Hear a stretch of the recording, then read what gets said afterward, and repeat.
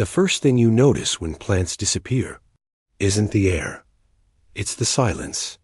The rustling of leaves, the faint sway of branches, the soft patter of rain on green canopy. Gone. The world feels hollow, almost as if someone muted a frequency you didn't even know existed. But silence has a weight, and in that weight, danger brews unseen. Because the true collapse doesn't begin where you think it does. It begins in the soil. Beneath your feet lies a living universe, billions of bacteria, miles of fungal threads, and a constant exchange of chemical whispers. Roots are not simply anchors. They are traders, diplomats, and sometimes thieves. They send sugar to fungi. In exchange for minerals, they sabotage rival seedlings, and they sense when something approaches. But there's one question scientists have been wrestling with. Are plants communicating or commanding? For millions of years, plants have been performing one of nature's greatest tricks, turning sunlight into life. Photosynthesis isn't just a chemical reaction. It's the engine that powers the biosphere. Light, water, and carbon dioxide go in, sugar and oxygen come out. Simple enough, except for one strange fact. Plants don't just make oxygen. They ration it. In every leaf. Tiny pores, called stomata, open and close like gates, deciding how much oxygen to release. Under stress, drought, heat, or attack, they can shut those gates. Entire forests can collectively slow their oxygen output. Scientists call it self-preservation. But what if it's something more strategic? The truth is, plants have mastered control at a planetary scale. They regulate not only oxygen, but also water cycles, rainfall patterns, even climate temperatures. Tropical rainforests, like the Amazon, create half of their own rain. Without them, deserts creep in, faster than most people realize. And here's the twist. Plants don't just respond to climate. They make it. Take phytoplankton, microscopic plant-like organisms in the ocean. They produce half the oxygen you breathe. Half. Yet they're invisible to the naked eye, drifting in vast, delicate clouds beneath the waves. Their population can bloom explosively or collapse overnight. And when it does, mass extinction follows. The scary part? It has happened before. Around 375 million years ago, a mysterious drop in oxygen nearly suffocated life on Earth. Fossil records show plants were involved, not as victims, but as silent triggers. Some scientists believe a massive expansion of land plants pulled so much carbon dioxide from the air that it disrupted the balance, leading to a planetary crash. Which raises an unsettling thought. If plants could change the course of life once, what's stopping them from doing it again? And yet there's a paradox. For all their power, plants are fragile. A single degree of global temperature rise, a slight shift in rainfall, or a single invasive pest can wipe out entire species. But here's where it gets stranger. Some plants adapt, not by resisting change, but by using it to spread. Sometimes, disaster is their opportunity. The coconut palm, for example, thrives in storm-hit coastlines because its seeds float across oceans. The fireweed blooms in volcanic ash where nothing else survives. Even the humble dandelion launches its seeds on the wind, claiming abandoned landscapes like a slow, quiet army. But there's one adaptation that outshines them all. The ability to manipulate other life forms into serving them.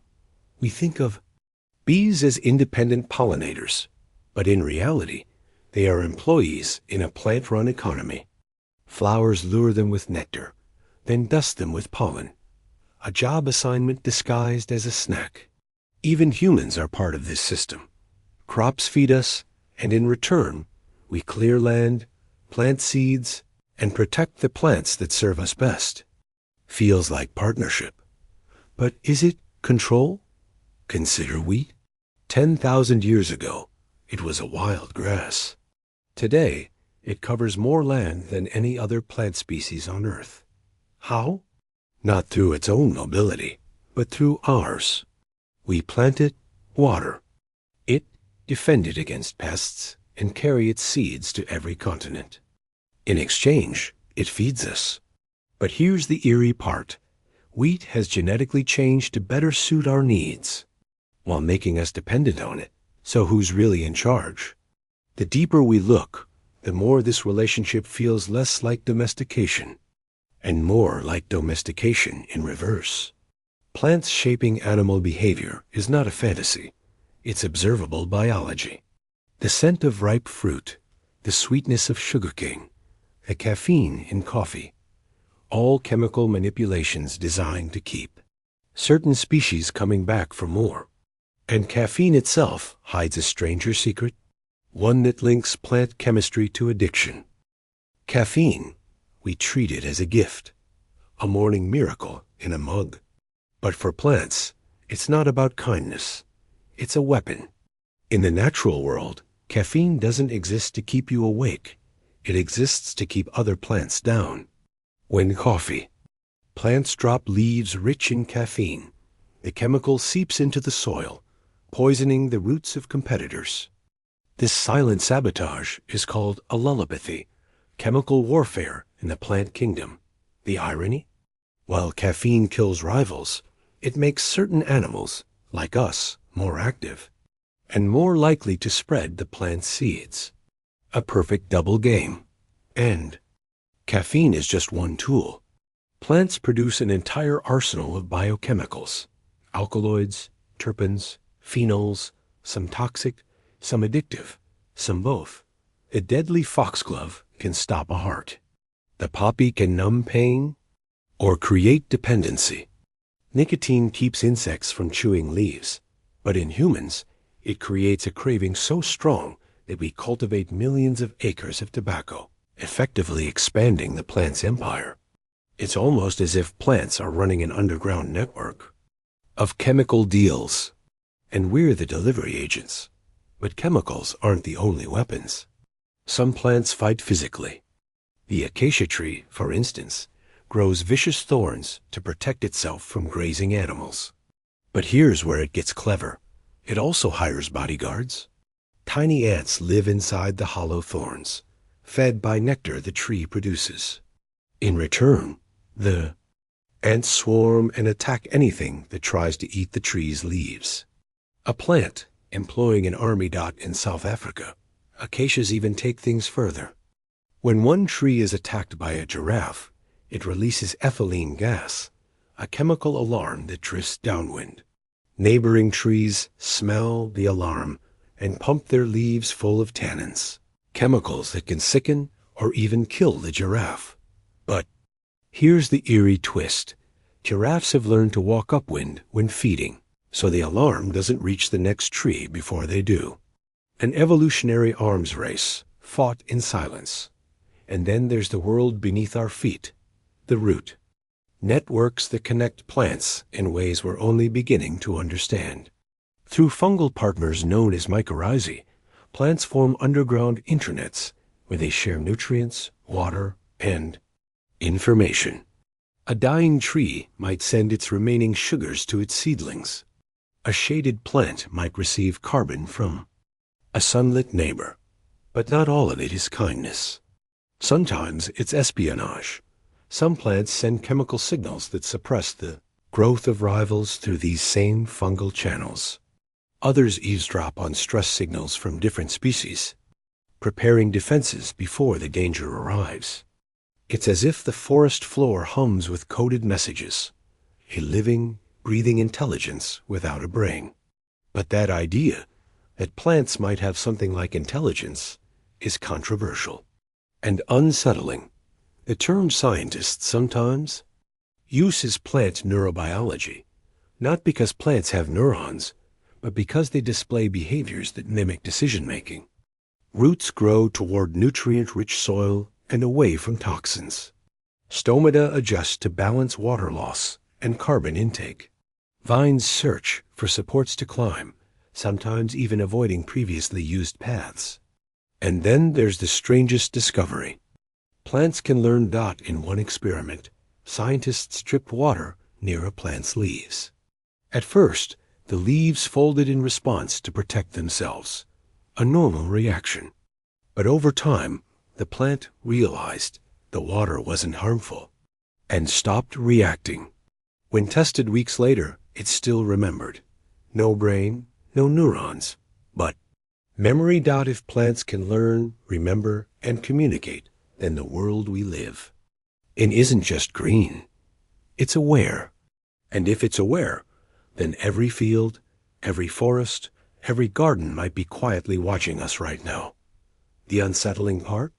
They might already be influencing our future in ways we can't see. If you could strip the earth of all plants in an instant, the change would be violent. Not in decades. Not in years. Days. First, the temperature. Without forests pulling carbon dioxide from the air, the greenhouse effect would accelerate. But that's only the beginning.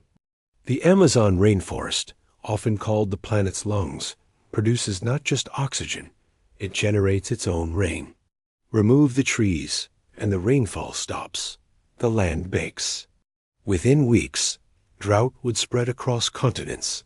But plants don't just passively maintain climate, they actively sculpt it.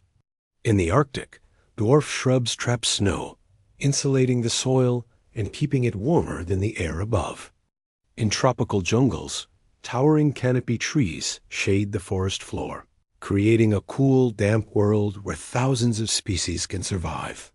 Grasslands reflect more sunlight than forests, influencing local wind patterns. Every biome is an engineered system, and the engineers are green. This engineering has shaped entire eras of Earth's history. About 300 million years ago, during the Carboniferous period, giant ferns and horsetails grew in swampy forests so dense they altered the atmosphere. Oxygen levels rose to 35% compared to today's 21%. Insects grew to monstrous sizes. Dragonflies had wingspans wider than hawks. But then something happened. A massive collapse of these forests triggered a drop in oxygen and a climate shift so severe that entire ecosystems vanished. Scientists still debate the cause. Volcanic activity, changing sea levels, or perhaps the plants themselves overwhelming the system they had built.